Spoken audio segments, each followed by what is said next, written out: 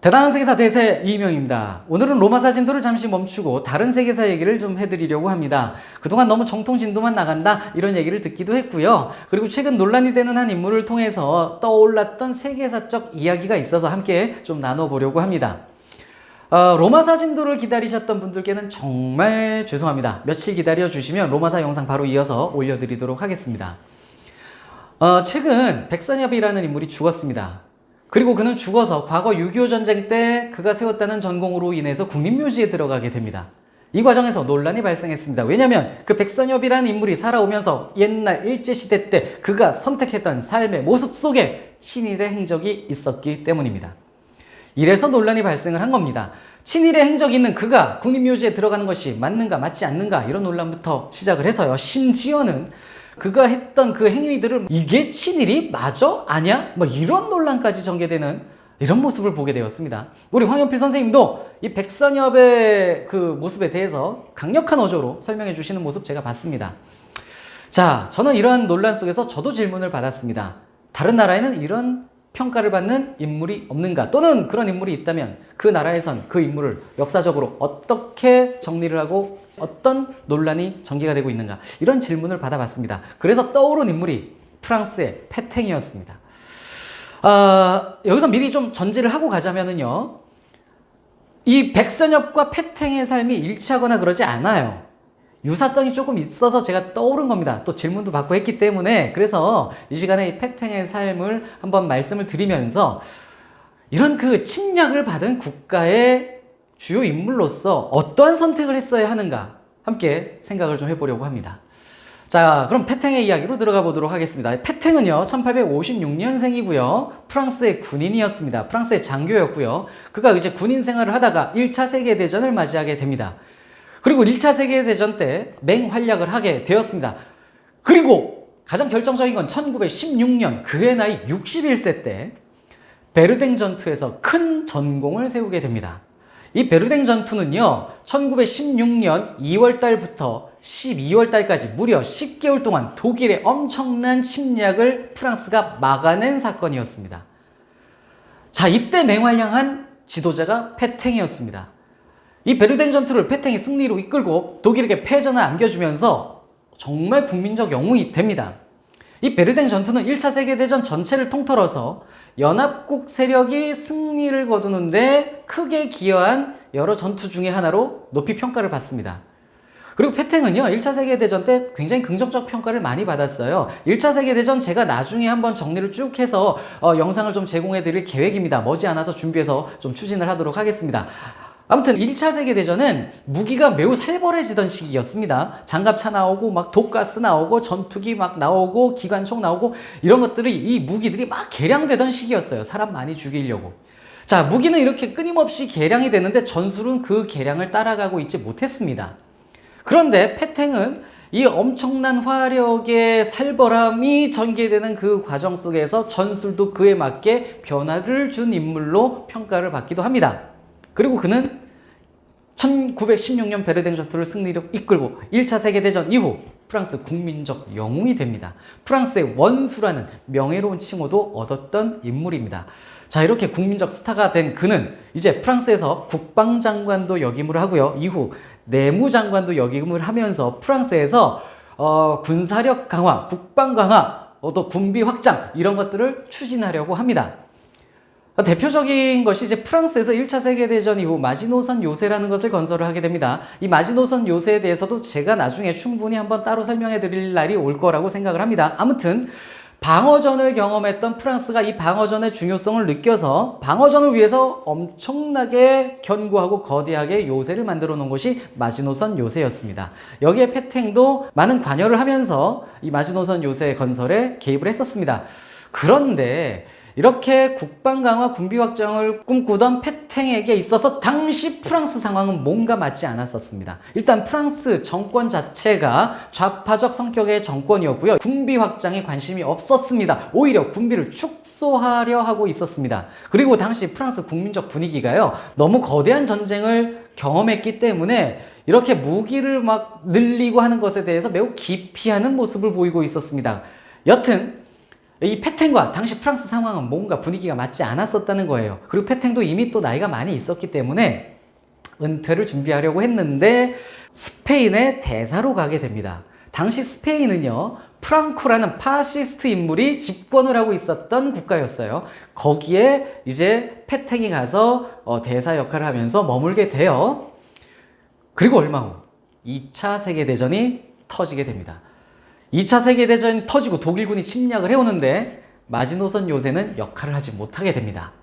그리고 침략을 당한 프랑스는 위기에 빠지게 되고요. 이 위기에 빠지게 되자 아두아르 달라디에라는 당시 프랑스 지도자가 페탱을 전시내각에 들어와 달라고 부탁을 하게 됩니다. 그런데 페탱은 들어가지 않아요. 스페인에서 귀국을 하지 않습니다. 당시 프랑스 정부는 좌파였고 그리고 페탱은 우파였기 때문에 참여하지 않았다. 뭐 이런 해석도 있습니다. 아무튼 이때 페탱은 오지 않았었는데 정권이 바뀌게 됩니다. 정권이 바뀌고 폴 레이노라는 인물이 집권을 하고 다시 페탱한테 부탁을 합니다. 제발 전시내각에 와주시오.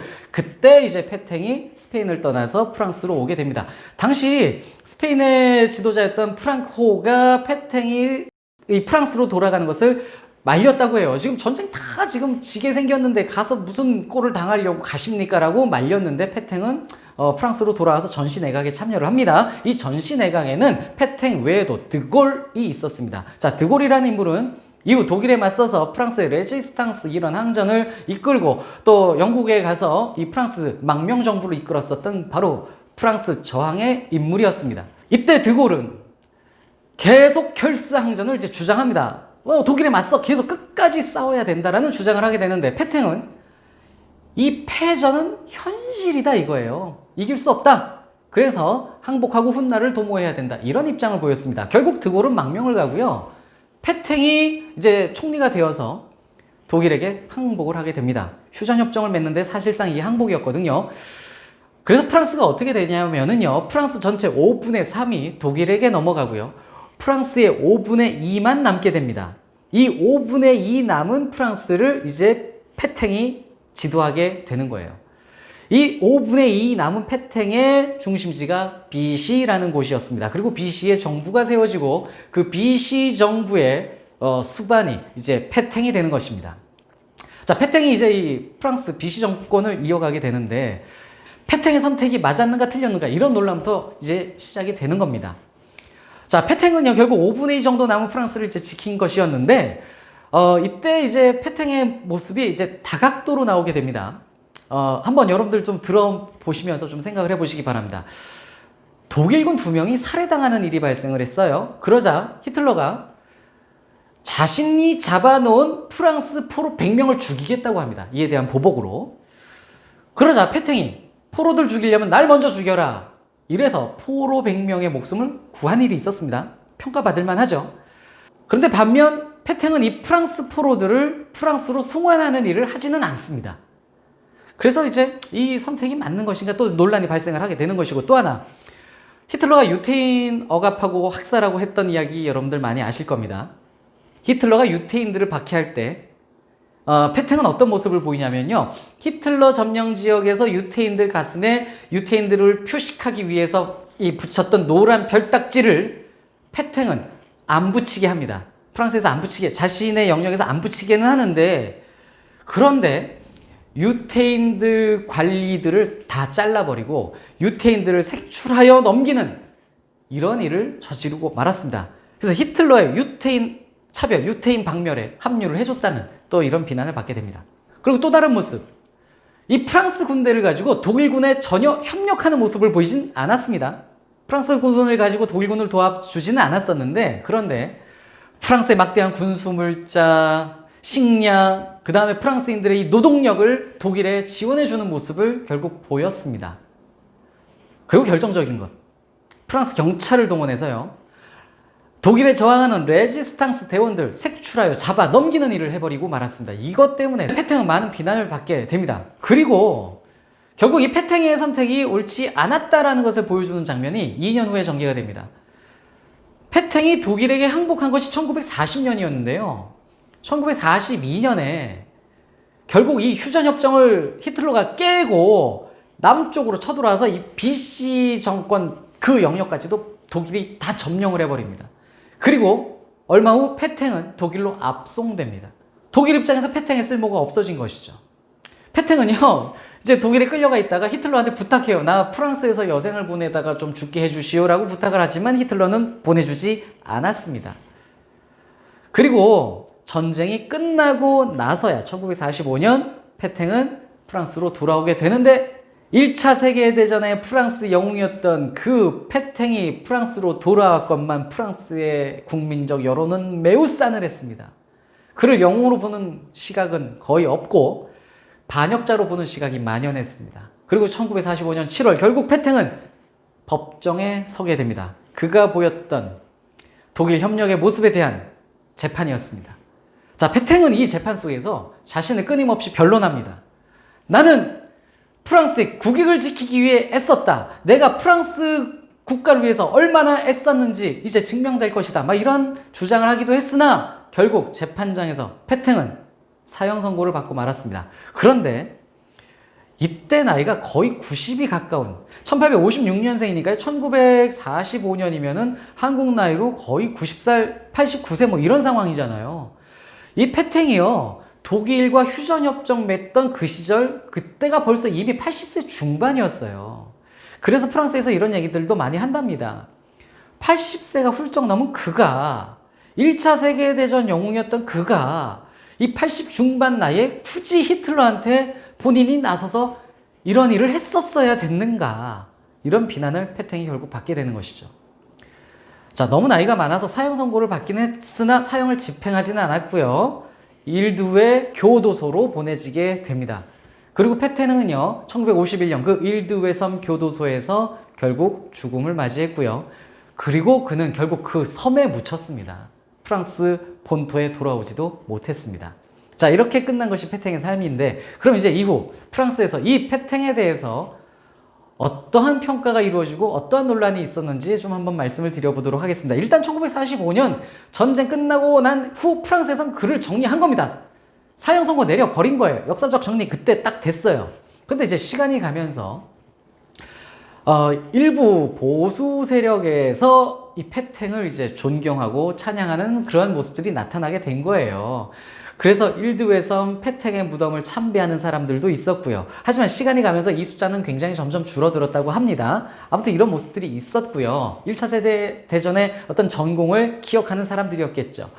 그리고 프랑스가 독일의 침략을 받았을 때 페탱의 선택에 대해서 그게 어쩔 수 없었다, 괜찮았다, 프랑스의 국익을 위해서 그가 뭐 나름 활동을 한 것이다, 이런 평가를 하는 사람들도 많이 생겼다라고 합니다.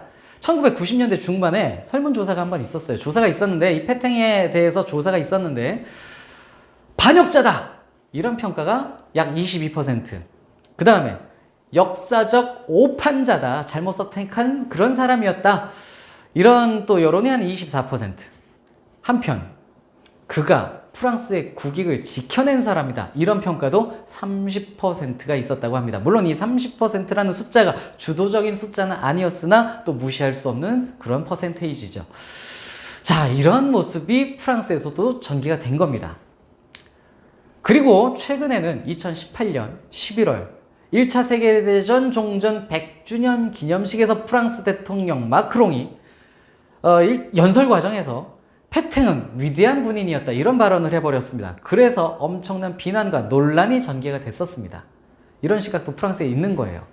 자, 프랑스도 우리나라와 마찬가지로 침략의 경험 속에서 그 침략이 끝난 후 지금까지도 역사가 전개가 되면서 논란이 진행이 되고 있는 상황인 것입니다.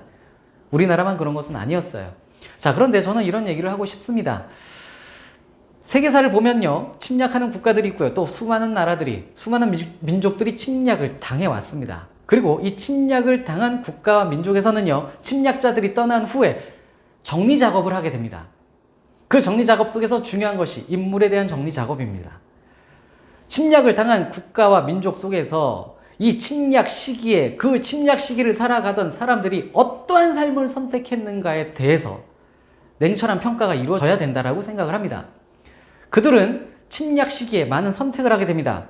일부는 저항을 하는 삶을 선택을 하고요, 일부는 방관자의 삶을 선택하고요, 또 일부는 침략자에게 협력하는 모습을 보이게 됩니다. 저항했던 사람들에 대해서는 무한한 존경과 경의를 표하게 됩니다. 그리고 방관했던 사람들에 대해서 우리가 크게 비난하지는 않습니다. 그 시절 어쩔 수 없는 상황이었겠거니 이렇게 이해하고 넘어가는 측면도 분명 있기는 합니다. 하지만 자의적으로 침략자에 협력하여 같은 민족, 같은 국가, 백성들에게 해악을 끼쳤던 인물들에 대해서는 정확한 비난과 냉철한 역사적 평가가 이루어져야 된다고 생각을 합니다.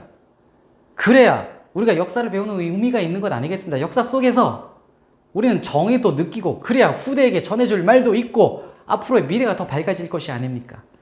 그래서 오늘 백선엽이라는 인물의 논란을 통해서 떠오른 패탱의 이야기를 전개하면서 이런 그 침략받은 국가들의 어떤 그 인물들의 선택, 삶의 모습 이런 것들에 대해서 한번 생각해보는 그런 영상을 찍어봤습니다.